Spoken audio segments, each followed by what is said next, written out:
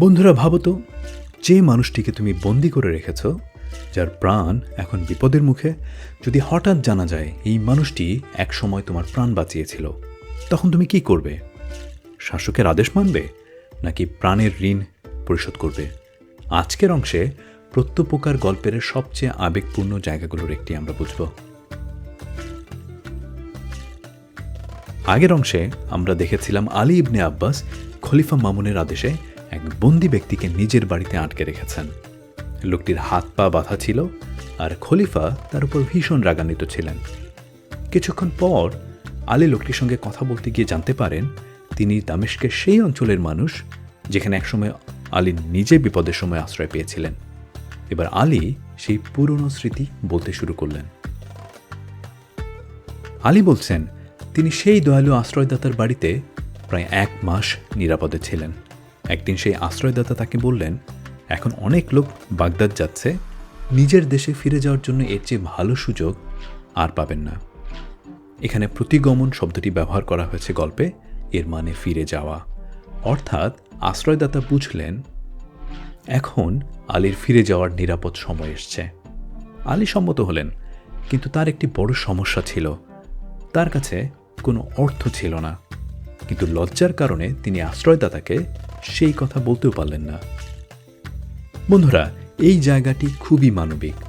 কখনো কখনো মানুষের সাহায্যের প্রয়োজন হলেও মুখ ফুটে তা বলতে পারে না। আলীর অবস্থাও তাই হলো। তিনি বিপদে ছিলেন, অর্থহীন ছিলেন, কিন্তু তাকে লজ্জা থামিয়ে দিল। কিন্তু আশ্রয়দাতা ছিলেন সত্যিকারের মহৎ মানুষ। তিনি আলীর মুখের ভাব, অবস্থান, আচরণ সব দেখে বুঝে ফেললেন আলীর কাছে পথ খরচ নেই। তবু তিনি সঙ্গে সঙ্গে কিছু বললেন না, তিনি চুপ করে রইলেন। এখানে যে শব্দটি গল্পে ব্যবহৃত হয়েছে সেটি মৌনাবলম্বন, এর মানে চুপ থাকা। বিদায়ের দিনে বিস্ময়। প্রস্থানের দিন এলো। প্রস্থান দিবস মানে চলে যাওয়ার দিন বা বিদায়ের দিন। সেদিন আলী যা দেখলেন তা দেখে তিনি বিস্মিত এবং অভিভূত হয়ে গেলেন। একটি উৎকৃষ্ট অশ্ব সাজানো অবস্থায় প্রস্তুত। উৎকৃষ্ট অশ্ব মানে খুব ভালো মানের ঘোড়া। আরেকটি ঘোড়ার পিঠে রাখা হয়েছে খাদ্য সামগ্রী, মানে পথের খাবার দাবার সবকিছুই প্রস্তুত। শুধু তাই নয়, পথে আলীর দেখাশোনার জন্য একজন ভৃত্য প্রস্তুত করা হয়েছে। ভৃত্য মানে চাকর বা সেবক। বন্ধুরা, এখানে আশ্রয়দাতার উদারতা খুব ভালোভাবে বোঝা যাচ্ছে। তিনি শুধু আলীকে আশ্রয় দেননি, তিনি তার নিরাপদ ফেরার ব্যবস্থাও নিশ্চিত করেছেন। একজন মানুষকে বাঁচানো অবশ্যই খুব মহৎ কাজ, কিন্তু তাকে সম্মান দিয়ে, নিরাপত্তা দিয়ে, পথের ব্যবস্থা করে দিয়ে তার নির্বিঘ্ন বাড়ি ফেরার ব্যবস্থা করে দেওয়াটা আরও বড় হৃদয়ের পরিচয়। স্বর্ণমুদ্রার থলি ও নিরাপদ যাত্রা। বিদায়ের সময় সেই দয়ালু আশ্রয়দাতা আলীর হাতে একটি স্বর্ণমুদ্রার থলি দিলেন। তারপর তাকে যাত্রীদের দলের কাছে নিয়ে গেলেন। সেই যাত্রী দলের মধ্যে যাদের সঙ্গে আশ্রয়দাতার পরিচয় এবং আত্মীয়তা ছিল তাদের সঙ্গে আলীর পরিচয় করিয়ে দিলেন। এখানে তন্মধ্যে মানে তার মধ্যে বা তাদের মধ্যে, অর্থাৎ আশ্রয়দাতা এমনভাবে ব্যবস্থা করলেন যাতে আলী পথে একা বিপদে না পড়েন এবং নিরাপদে বাগদাদে ফেরত যেতে পারেন। এই জায়গায় আলী বন্দি ব্যক্তিকে বলছেন, আপনার বাসস্থানের অঞ্চলে আমি এই সমস্ত উপকার পেয়েছিলাম, তাই পৃথিবীর যত স্থান আছে তার মধ্যে ওই স্থানই আমার সব থেকে বেশি প্রিয়। এখানে সর্বাপেক্ষা মানে সবচেয়ে বেশি। দেখো, আলী শুধু সেই মানুষটিকে মনেই রাখেননি, তিনি সেই স্থানটিকেও ভালোবেসে ফেলেছেন, কারণ সেই স্থান তার কাছে মানবতার স্মৃতি হয়ে আছে। আলীর আক্ষেপ। এরপর আলী দুঃখ করে বললেন, আক্ষেপের বিষয়, আমি আজ পর্যন্ত সেই দয়ালু আশ্রয়দাতার কোনো খোঁজ পাইনি। যদি কোনোদিন তার প্রতি কৃতজ্ঞতা প্রকাশের সুযোগ পাই, তাহলে মৃত্যুর সময়ও আমার কোনো ক্ষোভ থাকবে না। এখানে ক্ষোভ মানে দুঃখ, রাগ, অসন্তোষ বা মনের অপূর্ণতা।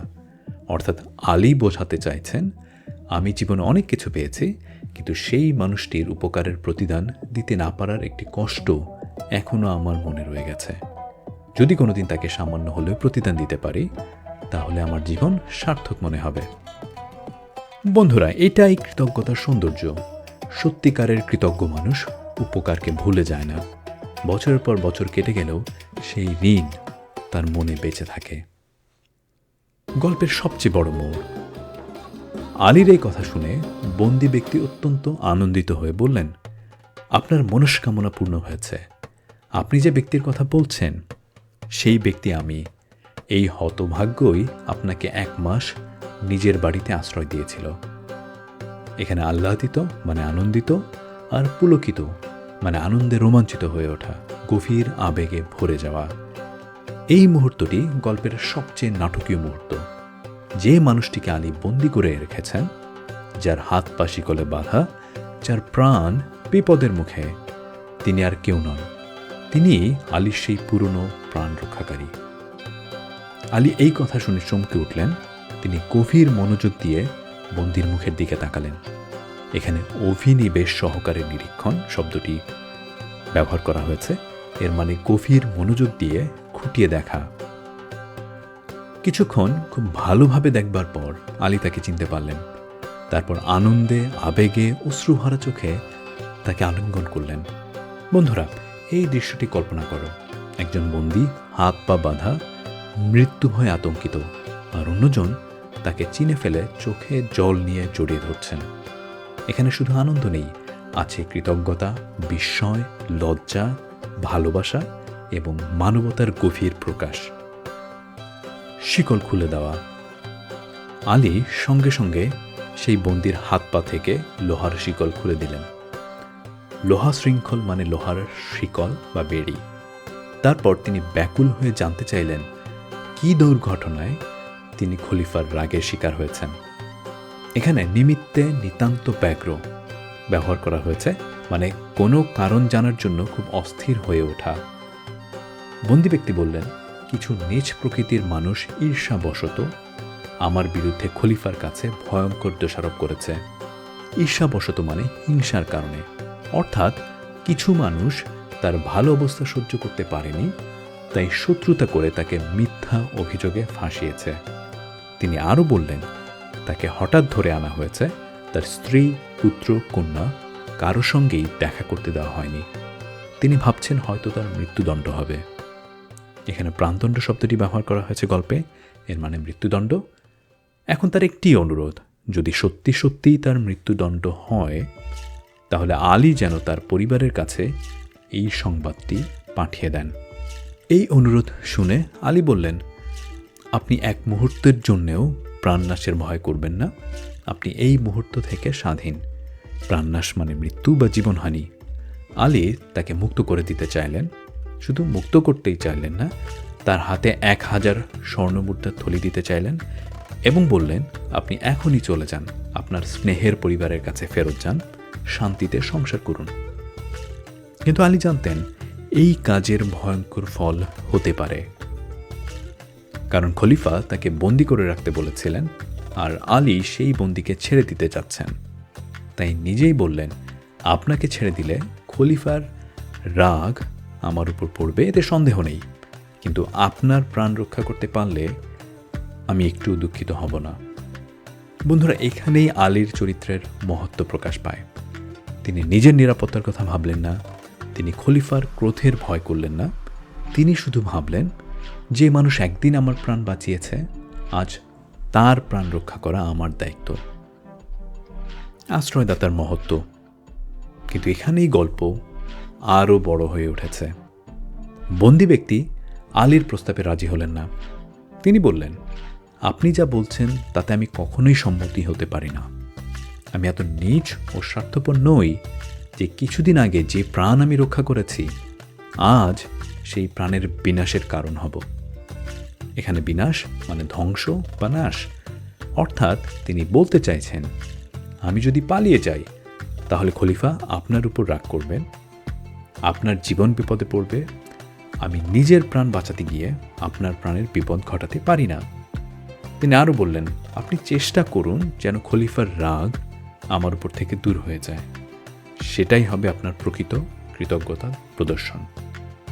আর যদি চেষ্টা সফল না হয়, আমার কোনো ক্ষোভ থাকবে না। বন্ধুরা, কি অসাধারণ চরিত্র! আলী তার প্রাণ বাঁচাতে চাইছেন, আর তিনি আলীর প্রাণ বাঁচাতে নিজের মুক্তির সুযোগও ফিরিয়ে দিচ্ছেন। এখানে আমরা দেখি প্রত্যুপকার শুধু একতরফা নয়, দুই মহৎ মানুষের মধ্যে উপকার, কৃতজ্ঞতা এবং আত্মত্যাগের এক অসাধারণ সম্পর্ক তৈরি হয়েছে এখানে। এই অংশের মূল শিক্ষা। এই দ্বিতীয় অংশ থেকে আমরা কয়েকটি বড় শিক্ষা পাই। প্রথমত, সত্যিকারের উপকার কখনো হারিয়ে যায় না, অনেক বছর পরও মানুষের মনে বেঁচে থাকে। দ্বিতীয়ত, কৃতজ্ঞতা শুধু মুখের কথা নয়, কৃতজ্ঞতা প্রমাণ করতে হলে কখনো কখনো নিজের জীবনের ঝুঁকিও নিতে হয়। তৃতীয়ত, মহৎ মানুষ নিজের স্বার্থের আগে অন্যের নিরাপত্তা দেখে। আলী নিজের বিপদের ভয় না করে আশ্রয়দাতাকে মুক্ত করতে চাইলেন। আবার আশ্রয়দাতা নিজের প্রাণ বাঁচানোর সুযোগ পেয়েও আলীকে বিপদে ফেলতে রাজি হলেন না। এই কারণেই গল্পটির নাম প্রত্যুপকার এতটাই তাৎপর্যপূর্ণ।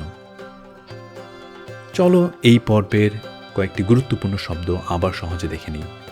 প্রস্থান দিবস মানে চলে যাওয়ার দিন, উৎকৃষ্ট অশ্ব খুব ভালো ঘোড়া, ভৃত্য চাকর বা সেবক, তন্মধ্যে তাদের মধ্যে বা তার মধ্যে, সর্বাপেক্ষা সবার চেয়ে বেশি, ক্ষোভ দুঃখ অসন্তোষ বা মনের অপূর্ণতা, আহ্লাদিত আনন্দিত, পুলকিত আনন্দে রোমাঞ্চিত, অভিনিবেশ গভীর মনোযোগ, লৌহ শৃঙ্খল মানে লোহার শৃঙ্খল, ঈর্ষাবশত মানে হিংসার কারণে, প্রাণদণ্ড মৃত্যুদণ্ড, প্রাণ নাশ মৃত্যু বা জীবনহানি, বিনাশ মানে ধ্বংস। তাহলে আজকের অংশে আমরা দেখলাম আলী ইবনে আব্বাস তার পুরনো আশ্রয়দাতার উপকারের কথা বলছিলেন। হঠাৎ জানা গেল বর্তমানের এই ব্যক্তি সেই দয়ালু আশ্রয়দাতা। আলী তাকে মুক্ত করে প্রাণ বাঁচাতে চাইলেন, কিন্তু আশ্রয়দাতা নিজে পালিয়ে গিয়ে আলীকে বিপদে ফেলতে রাজি না। এখন প্রশ্ন হলো, আলী খলিফার সামনে কি বলবেন? খলিফা কি আরও রাগ করবেন, নাকি সত্য জানার পর তার মন বদলাবে? সেটাই আমরা দেখব পরের অংশে। আমি মনির, দেখা হবে প্রত্যুপকার গল্পের পরবর্তী অংশে।